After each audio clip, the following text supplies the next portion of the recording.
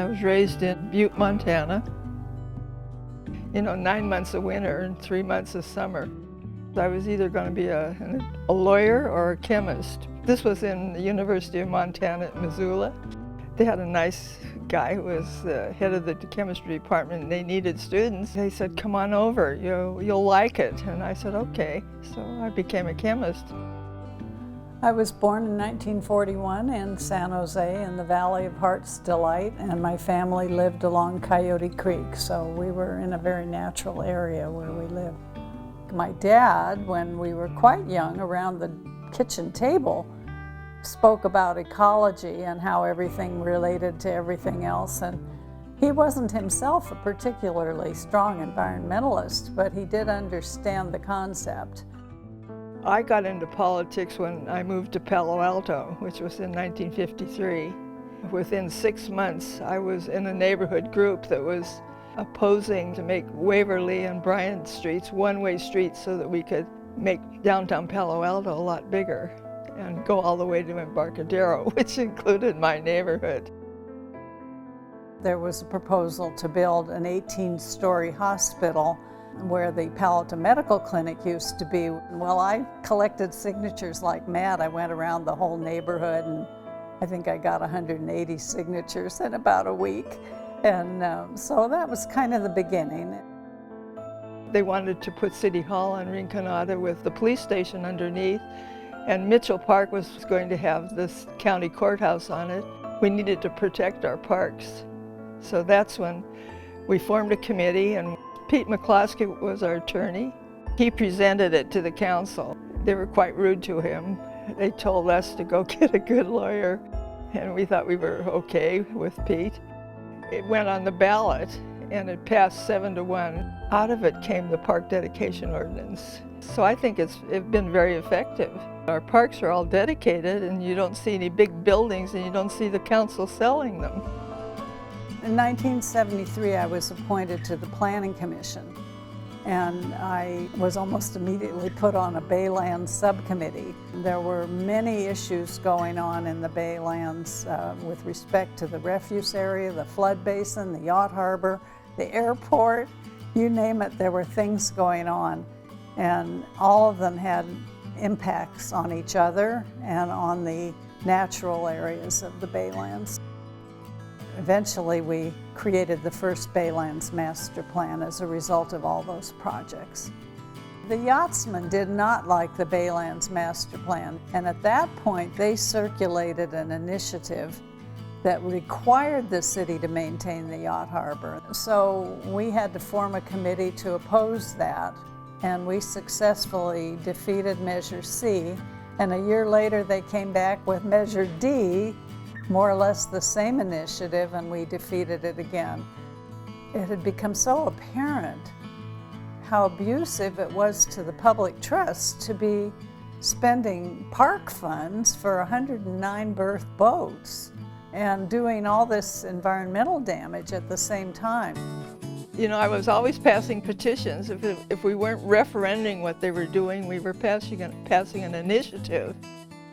All the time I'm raising 4 children. And also my husband at that time was starting his own business, and I was helping him.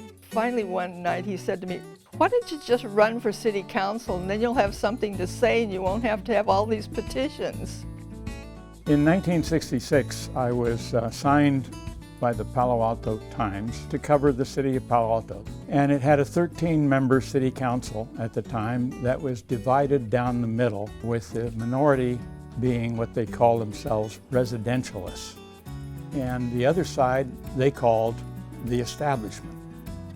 And Enid was one of the feisty members of the residentialists. One evening at the city council, 2 of the council members almost got into a fist fight. That led the editor of the paper to write an editorial saying, toss them all out, put them all up for election. So in the spring of 1967, there was what they call the all-council election. And it was a bitter battle, and Enid survived it. As a council member, she was right up front about how she felt about stuff, and she was always honest about her feelings. Sometimes I'd call it blunt. And she was a good organizer, really did a lot of shoe leather work around town, knocked on doors, talked to people, held events, and along the way, she linked up with Emily Renzel. And Emily had a very similar style. She was forthright, blunt, said what she felt, and didn't worry about stepping on toes here and there. The valley had been controlled for 100 years by the farming influence. And in the early 70s, things were flip-flopping. We were seeing a new surge of environmental concern coming into the valley. Enid was a leader in that move. She was very, very bright, and she was very articulate, and she was passionate about environmental protection. Emily was the quintessential iron fist in the velvet glove. She was extremely tactful in her communications, but she was tough as nails. She would not bend. Compromise was not something she understood when it came to protecting open space and especially bay lands. I think of Emily Renzel as the mama bear of the Baylands. When there's a challenge to the Baylands and its conservation, Emily comes to the forefront. While other cities have put development on their Baylands, we have this open space that creates habitat, preserves habitat, that creates all kinds of recreational opportunities for people, not just from Palo Alto, but all over the Bay Area. It's a gem that we have. And I would say that Emily is at the heart of the preservation of our Palo Alto Baylands. It just seemed really important to me to get something named for Enid Pearson, this person who had been responsible for dedicating parkland in Palo Alto. It came about that the most appropriate place probably was Arrestadero Preserve. So we have the Enid Pearson Arrestadero Preserve named for that. No, I don't think it was unanimous. It could never be if I'm involved.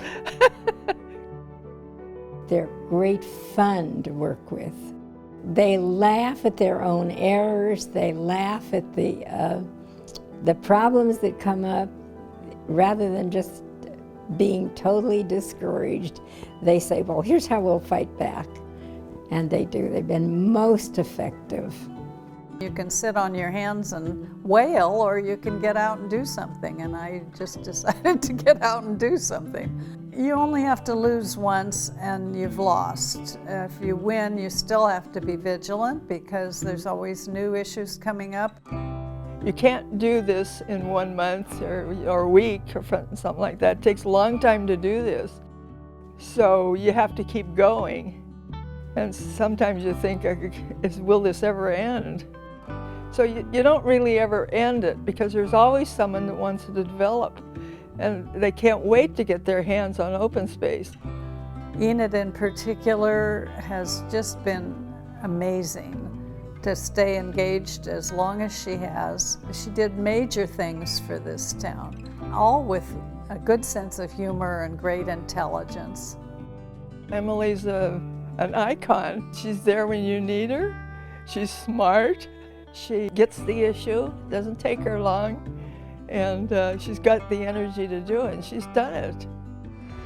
From the edge of San Francisco Bay to the foothills of the Coast Range, those women have fought for every acre that we have now. Dear ladies, it's been an honor and a joy to know you and to watch you work.